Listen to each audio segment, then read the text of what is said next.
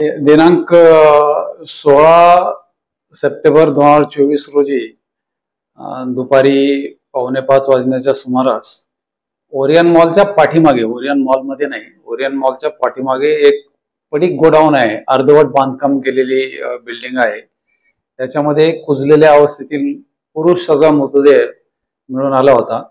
त्यावरून पनवेल पोलीस स्टेशनला त्याच्या गळ्याला एक पट्टीने आवळलेलं प्रथमदर्शनी आढळून आल्याने आणि पीएम झाल्यानंतर त्याचं स्ट्रँग्युलेशनच त्यामध्ये मृत्यूचं कारण असल्याने खुनाचा गुन्हा दाखल करण्यात आला होता. जो मयत व्यक्ती आहे त्याचं अद्याप ओळख पटलेली नाही आणि कोणी मारलं याबद्दलही काही धागेदोरे किंवा पुरावे नव्हते. आमच्या क्राईम ब्रांचच्या युनिट 2चे सिनियर पीआय उमेश गवळी आणि त्यांचे सहकारी एपीआय फडतरे, PSI अभय शिंदे आणि स्टाफ या सगळ्यांनी मिळून त्या परिसरातील सर्व CCTV कॅमेरे, रेल्वे स्टेशनचा परिसर आहे, रेल्वे स्टेशनच्या बाहेरची बाजू आहे, सर्व CCTV कॅमेरे जवळपास 1 आठवडा ते पाहत होते. कारण मर्डर कधी झाला याची माहिती नव्हती. कुजलेली बॉडी होती, त्यामुळे त्याच्या पाठीमागं किती दिवसापूर्वी मर्डर झाला हे निश्चित नसलं तरी डॉक्टरांकडून साधारण 4 दिवसापूर्वी मर्डर झाला असावा असा एक अभिप्राय देण्यात आलेला होता. त्या आधारे त्यांनी त्या 2-4 दिवसातले कॅमेरे तपासले. त्यामध्ये मयत व्यक्ती एका संशयिताबरोबर त्या परिसरामध्ये फिरताना मिळून आला, परंतु दोघांची आयडेंटिटी पटलेली नव्हती. टेक्निकल एव्हिडन्सवरून एवढीच माहिती मिळाली. त्यामुळे मग पारंपरिक जे इन्व्हेस्टिगेशन आणि डिटेक्शनची पद्धती आहे त्याचा वापर करून बातमीदारांमार्फत बातम्या काढून त्यांनी एक आरोपी ज्याचं नाव आहे राजू वर्मा त्याला ताब्यात घेतलं. त्याच्याकडे चौकशी केली. हा धीरज राजू वर्मा आरोपीचं नाव आहे.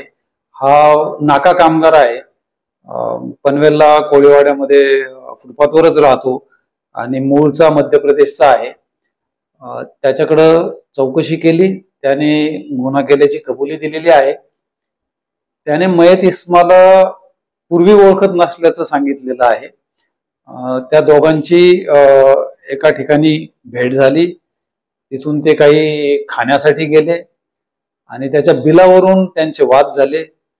दोघांनी नशा केलेली होती, दारू पिलेले होते. ते येऊन त्या गोडाऊन मध्ये झोपले आणि तिथेही त्यांची वादावादी चालूच होती बिल देण्यावरून.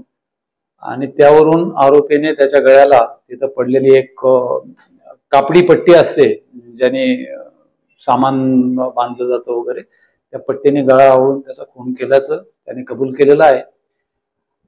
अद्याप मयताची ओळख पटलेली नाही. ते पटवण्याचा प्रयत्न क्राईम ब्रांच युनिट 2 आणि पनवेल पोलीस स्टेशन करत आहे. पुढील तपास देखील पनवेल शहर पोलीस स्टेशन करत आहे. त्याची मी सांगितलं की पूर्वीची ओळख नव्हती, त्यांची अचानक भेट झालेली होती आणि त्यातून ते दारू पिले आणि नंतर कुठं पुरी भाजी खायला गेले. त्या पुरी भाजी खाण्याच्या बिल देण्यावरून एकाकडं जो आरोपी आहे त्याच्याकडे पैसे नव्हते. त्याचं बिल जे आहे ते व्हिक्टिमनी दिलं आणि नंतर त्याच्यावरून त्यांचा वाद झाला.